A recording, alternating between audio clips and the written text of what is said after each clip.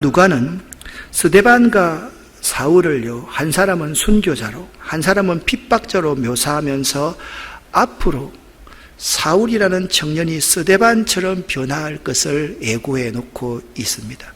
특별히 스데반의 순교를 계기로 유대주의자들은 예루살렘 교회는 히브리파 그리스도인들이 있었고 헬라파 그리스도인들이 있었는데요, 헬라파 그리스도인들에 대한 대대적인 핍박을 시작합니다.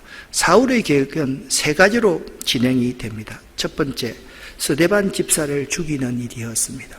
두 번째, 교인들을 흩어버리는 일이었습니다. 세 번째, 교회를 잔멸하는 일이었습니다. 사울이 이 악한 세 가지의 일을 시작하는 그날로 인하여서 복음 사역이 중단된 것이 아니라 오히려 이 일로 말미암아 복음 사역이 더 새롭게 확산되는 날을 의미하는 단어가 그날인 것입니다. 바로 그날이 사도행전 1장 8절에 오직 성령이 너희에게 임하시면 너희가 권능을 받고 예루살렘과 온 유다와 사마리아와 땅끝까지 이르러 내 증인이 되리라는 말씀이 성취되는 날이 그날이었던 것입니다. 누가는 흩어진 성도 중에 복음 사역을 수행한 한 사람, 집사 빌립을 소개하고 있습니다. 그는 스데반과 함께 집사로 뽑혔던 사람이었습니다. 그가 핍박을 피하여 피신한 곳은 사마리아 지역이었습니다. 그 당시 사마리아 지역은 유대인들이 들어가서는 안 되는 지역으로 여기는 곳이었습니다. 그러므로 하나님의 역사는요, 사람이 상상할 수가 없습니다. 만약 핍박이 없었다라고 한다면 유대인들이 사마리아에 가서 복음을 전할 여지가 전혀 없었을 것입니다.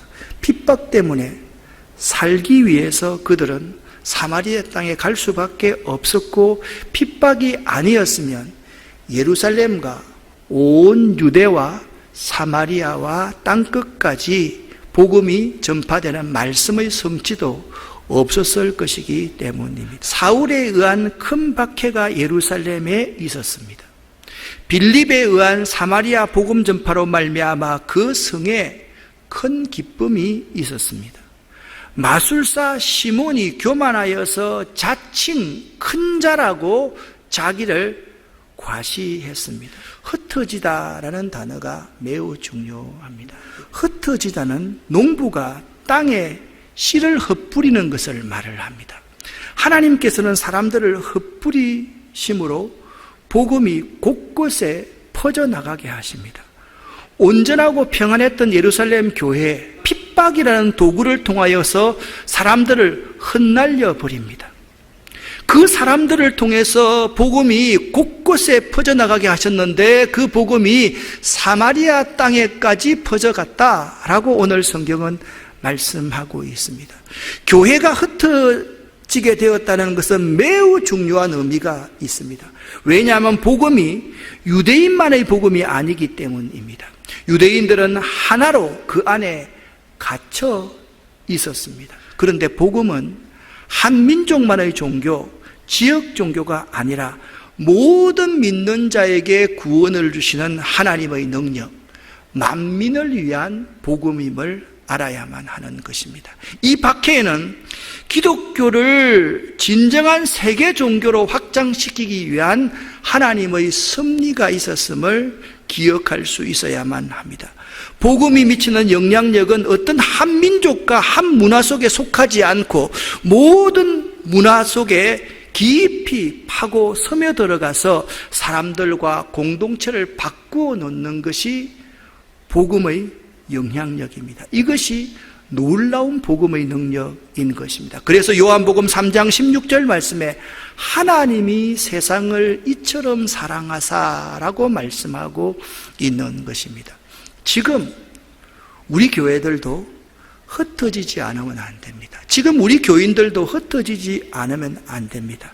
흩어져야 교회가 교회다워지고 건강한 교회가 됩니다. 모이는 이유는 흩어지기 위해서입니다. 균형을 위해서입니다. 잘 모이고 잘 흩어져야지 건강한 공동체를 만들어 갈 수가 있는 것입니다. 지금 우리 교회 안에는 끼리끼리 문화가 너무나도 강합니다.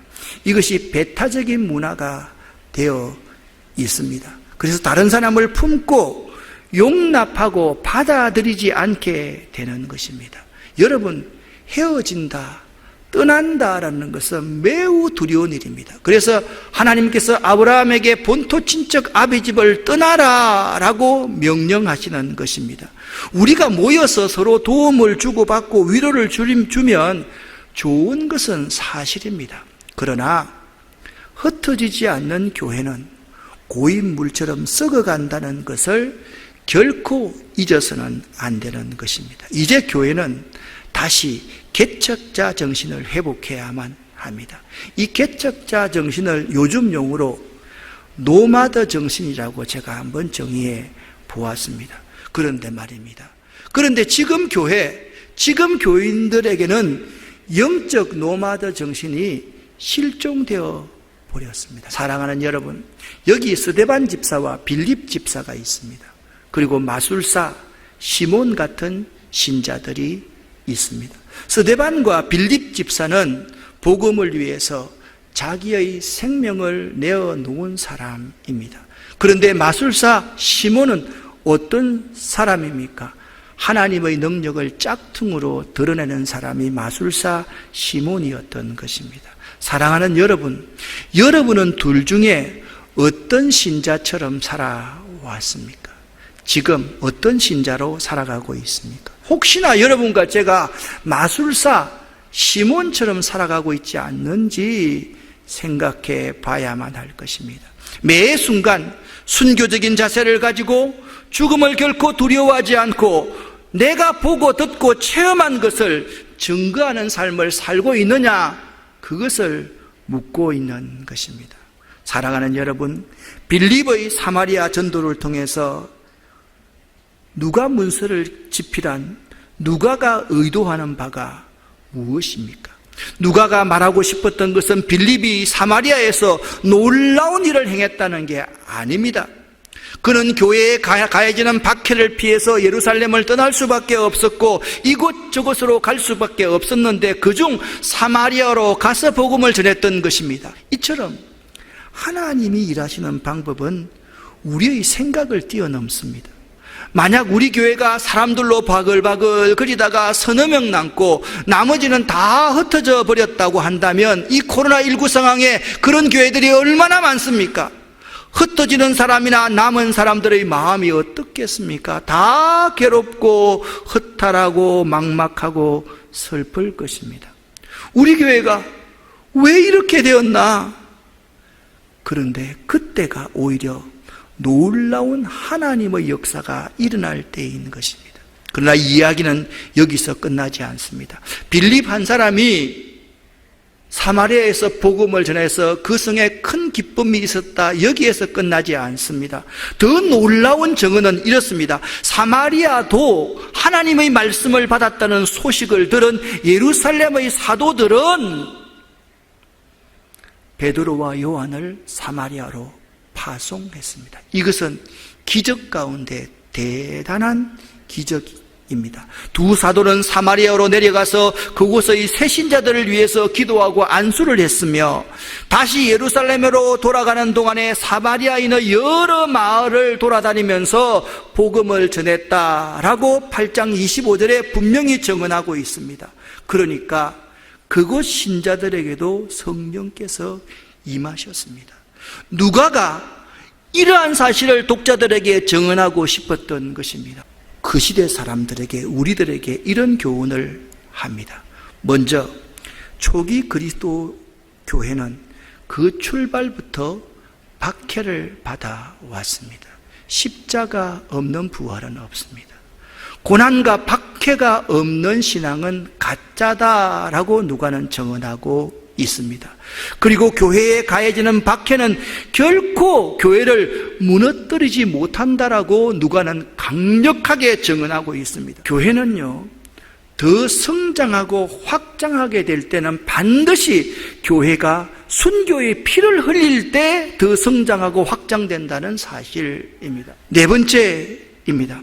하나님께서는 스데반과 빌립 같은 자들을 통해서 일을 하신다라는 것입니다. 특별히 하나님께서는 우리들이, 여러분과 제가 스데반과 빌립 같은 자들이 되기를 원하시는 거예요. 하나님께서는 사울과 같은 여러분과 저를 변화시킬 계획을 가지고 계신다. 이 사실을 꼭 기억하실 수 있기를 예수 이름으로 간절히 축원합니다.